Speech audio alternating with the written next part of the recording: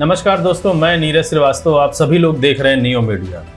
याद कीजिए 2014 का वो पल जब नरेंद्र मोदी जी पहली बार देश के प्रधानमंत्री बनते हैं और 2014 से 2024 के बीजेपी के सफर को अपने जहन में बैठा लीजिए। कोई स्टेट इलेक्शन हो, पंचायत इलेक्शन हो, कोई इलेक्शन ऐसा नहीं बचा जिसमें राजनीति ना की गई हो और बीजेपी जीती ना हो। अब वो जीती तो कैसे जीती, ये एक इतिहास का विषय बन चुका है। लेकिन 2014 से 2024 के बीच में बड़े से बड़े उद्योगपति हो या बड़े से बड़ा न्यूज़ चैनल हो, एक ही नाम और एक ही पार्टी के गुण गाते थे और एक ही फॉर्मेट की बात करते थे राजनीति की।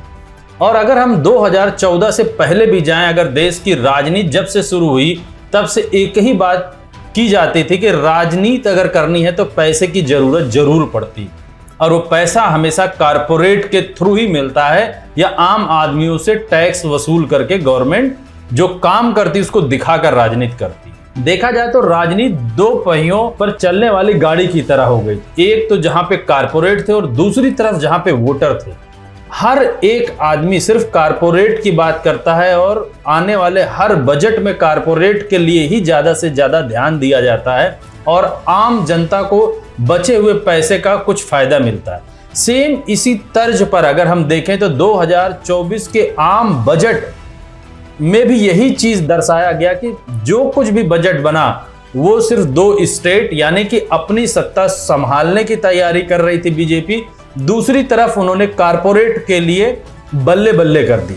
लेकिन आम जनता के पास कुछ भी नहीं मिलने की उम्मीद भी इस बजट में दिखना शुरू हो चुकी। यानी कि अगर देखा जाए तो इस बजट से आम जनता जो कि जिसको 86 करोड़ कह लीजिए या 80 करोड़ मोदी जी हमेशा बोलते रहे हैं कि हम खाना खिला रहे हैं दोनों मीटिंग का, उस जनता के लिए शायद उनके दिमाग में मोदी 3.0 के पहले बजट में कुछ भी नहीं है। बस यहीं से शुरू होती है ये बात कि क्या आज भी मोदी सरकार या जो भी गवर्नमेंट आज तक बनी वो कारपोरेट के सहारे ही चलती है।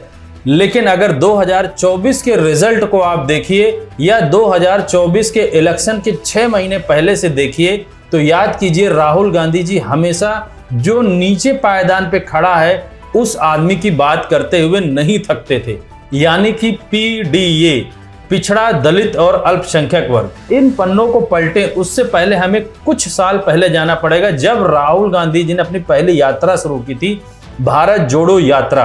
उस समय राहुल गांधी पूरे देश की यात्रा करते हैं, लगभग 4000 किलोमीटर भारत के कश्मीर से कन्याकुमारी तक सफर करते हैं।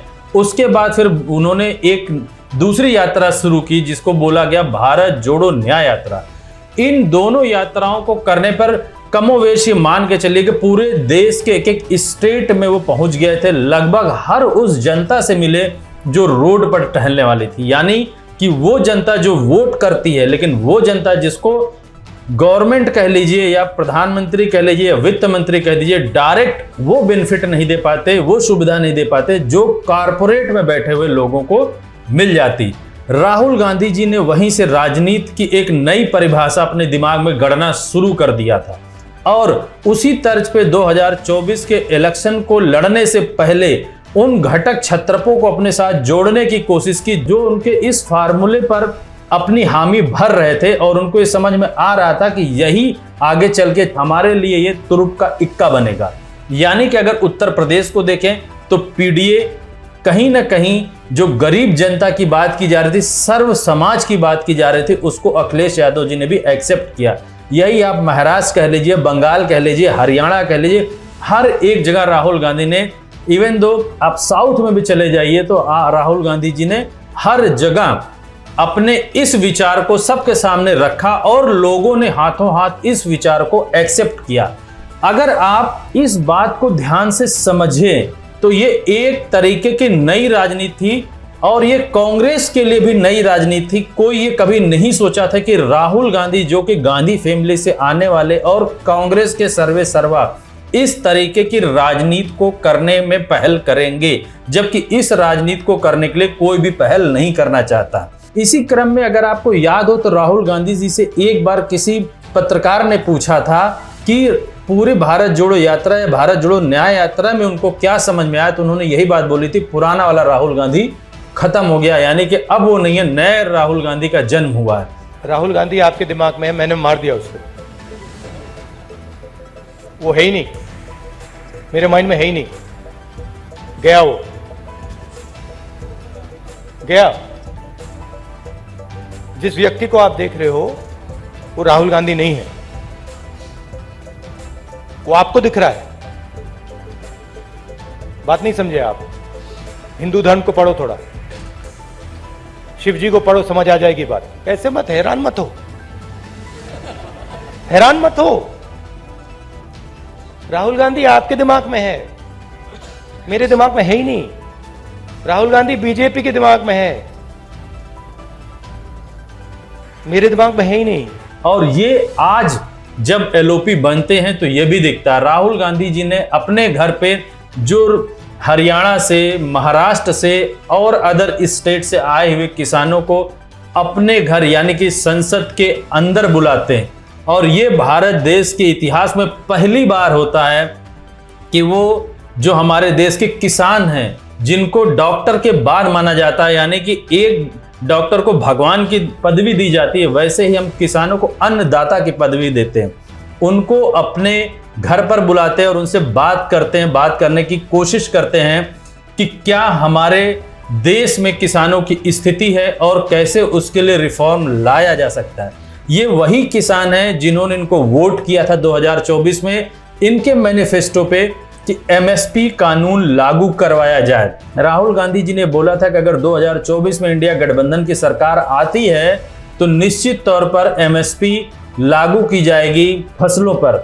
आज वही किसान उनके द्वार पर आते हैं और राहुल गांधी उनको सम्मान के साथ अपने घर के अंदर ले जाते हैं, और उन्होंने उनको आश्वासन भी दिया है कि हम इस सरकार पर प्रेशर बनाएंगे कि आने वाले समय में ये एमएसपी का कानून लागू किया जाए।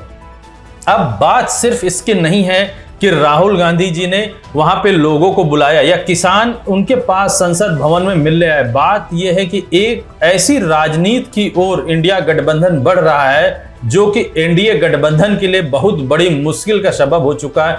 उनके पास आज ऐसे कोई मुद्दे नहीं हैं एनडीए गठबंधन के पास जो आने वाले स्टेट्स के इलेक्शन में वो बोल सके या आम जनता को बता सके कि हम इन मुद्दों पर लड़ना चाहेंगे या इन मुद्दों के सहारे आप हमें वोट करिए या हम आपकी जीविका को बदलने जा रहे हैं। लेकिन आज इंडिया गठबंधन के पास वो मुद्दे हैं और उन मुद्दों के बड़े बड़े चेहरे हैं। अगर आप गौर करिए, कोई प्रोडक्ट अगर कोई कंपनी बनाती है तो उसका कोई ब्रांड एम्बेसडर बनाती। इसी तरीके से अगर आप देखिए, राहुल गांधी उस रास्ते पर निकल पड़े हैं कि जिस रास्ते पे हर एक रिफॉर्म देश के लिए उसका एक ब्रांड एम्बेसडर वो अलग होने वाले समय में हो सकता है डिफाइन भी कर दें। यानी कि अगर वो किसान हो तो किसान की काम को पूरे देश में करने के लिए कोई एक हो सकता है छत्रप हो, यानी कि किसी भी स्टेट का कोई बड़ा चेहरा हो, चाहे इनके कांग्रेस पार्टी का हो या इंडिया गठबंधन के किसी भी बड़ी पार्टी का हो सकता है। इसी क्रम में अगर हम देखें तो आने वाले 3 स्टेट्स के इलेक्शन को लेकर राहुल गांधी ने बहुत बड़ी राजनीतिक चोट पहुंचा दी है बीजेपी पर। किसानों को बुलाने का मतलब महाराष्ट्र में किसानों को साधना, संसद में किसानों को बुलाने का मतलब है कि आने वाले समय में दलित समाज भी संसद में बिना एमपी बने भी जाके राहुल गांधी से मिल सकता है। यानी कि जिन आदमियों को रोड पर लोग पूछना पसंद नहीं करते, उन आदमियों को राहुल गांधी संसद में बुलाकर अपने घर में मीटिंग कर रहे हैं। ऐसे ही आने वाले समय में पिछड़े वर्ग के लिए भी राहुल गांधी कुछ ना कुछ नया करेंगे।